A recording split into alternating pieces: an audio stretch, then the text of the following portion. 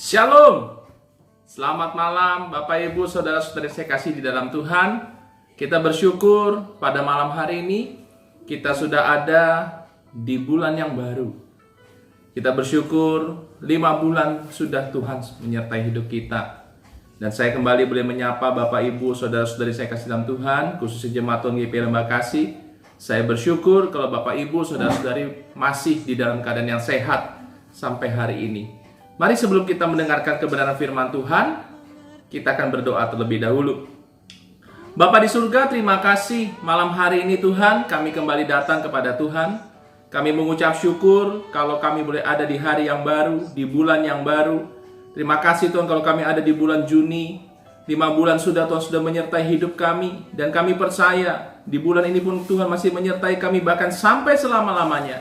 Apapun boleh terjadi asal Tuhan bersama dengan kami. Kami selalu aman dan tenang hidup dalam bersama Tuhan. Terpujilah nama-Mu Tuhan kekal selama-lamanya. Di dalam nama Tuhan Yesus kami berdoa. Haleluya. Amin.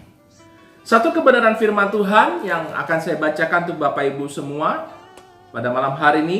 Di dalam 1 Korintus pasal yang keempat ayat yang ke-12b sampai yang ke-13 yang bagian A.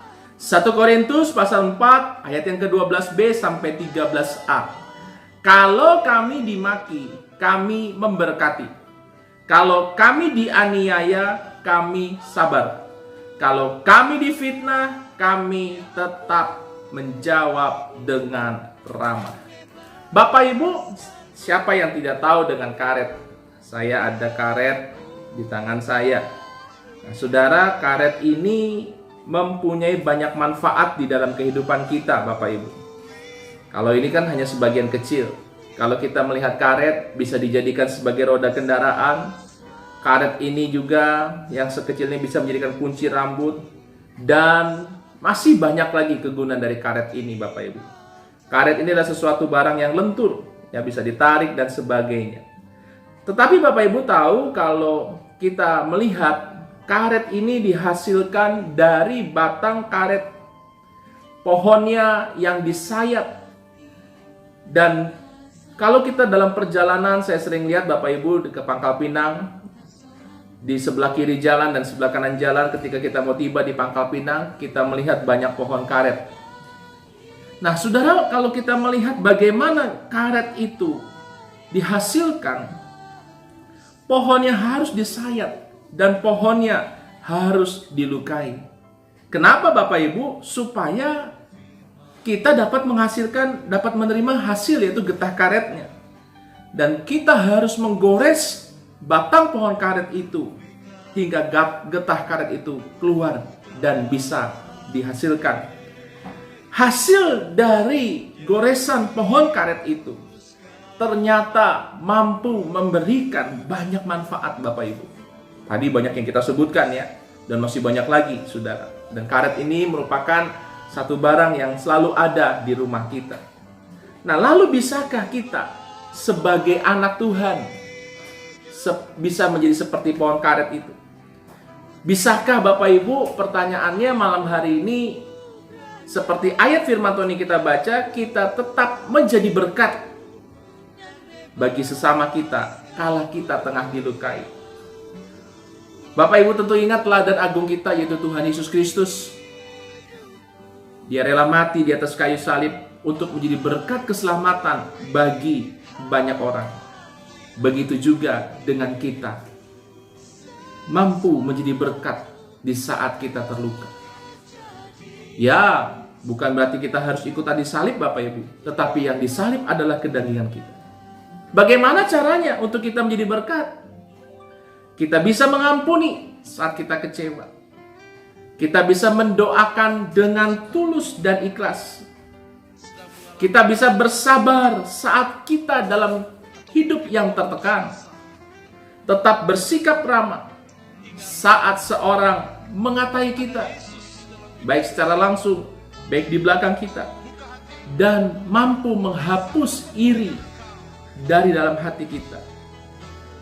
Kita atau hati kita boleh terluka, namun jangan sampai menimbulkan dosa, melainkan kita bisa tetap tersenyum dan mengalirkan berkat. Oleh sebab itu, tetaplah hidup fleksibel. Saya tahu mungkin ini berat, tetapi dalam menjalani hidup ini, kita banyak menemui orang-orang yang menyakiti hati kita. Tetap semangat dalam Tuhan, terus berjuang, dan Tuhan Yesus mengasihi kita. Dan kita percaya Tuhan pun menyertai kita. Hiduplah seperti Kaleb, meskipun tersayat, meskipun dilukai batangnya, tetapi menghasilkan sesuatu yang berguna bagi orang banyak. Nama Tuhan dipermuliakan. Mari kita berdoa Bapak Ibu. Terima kasih Tuhan. Kami tahu ada harga yang harus kami bayar ketika kami mengiring Tuhan. Ada harga yang harus kami bayar ketika kami belajar taat akan kebenaran firman Tuhan.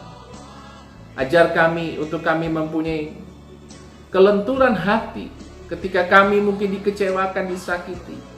Kami tetap bisa tersenyum dan menjadi berkat. Meskipun hati kami terluka Tuhan, tapi kami tetap memandang salib Kristus. Yesus pun rela mati, bahkan terluka. Yesus sudah memberikan nyawanya. Dan kami belajar meneladani seperti itu. Tidak mudah Tuhan, tapi kami tahu di depan sana banyak orang yang mungkin kami temui tidak mengenakan hati kami, bahkan mengecewakan kami. Tetapi kami bersyukur Tuhan. Tuhanlah yang memampukan kami untuk kami tetap tersenyum walaupun disakiti. Kami tetap memberkati Tuhan walaupun kami tersakiti. Kami masih manusia biasa, tapi Tuhan memampukan kami. Malam hari ini kami akan kembali beristirahat. Tuhan sertai kami sepanjang kami istirahat, dan Tuhan pimpin kami sepanjang bulan Juni ini Tuhan. Hidup dalam pemeliharaan Tuhan dan penyertaan Tuhan, sehingga nama Tuhan dipermuliakan. Terima kasih Tuhan. Berkati seluruh umat-Mu yang melihat firman Tuhan ini. Terpujilah nama-Mu untuk kekal selamanya. Di dalam nama Tuhan Yesus kami berdoa, kami mengucap syukur. Haleluya. Bapak Ibu tetap semangat, tetap jaga kesehatan. Kita bersyukur buat penyertaan Tuhan, dan kita tetap memandang Tuhan, karena Tuhan yang tidak pernah mengecewakan kita. Nama Tuhan dipermuliakan. Selamat malam, selamat beristirahat, Tuhan memberkati. Shalom.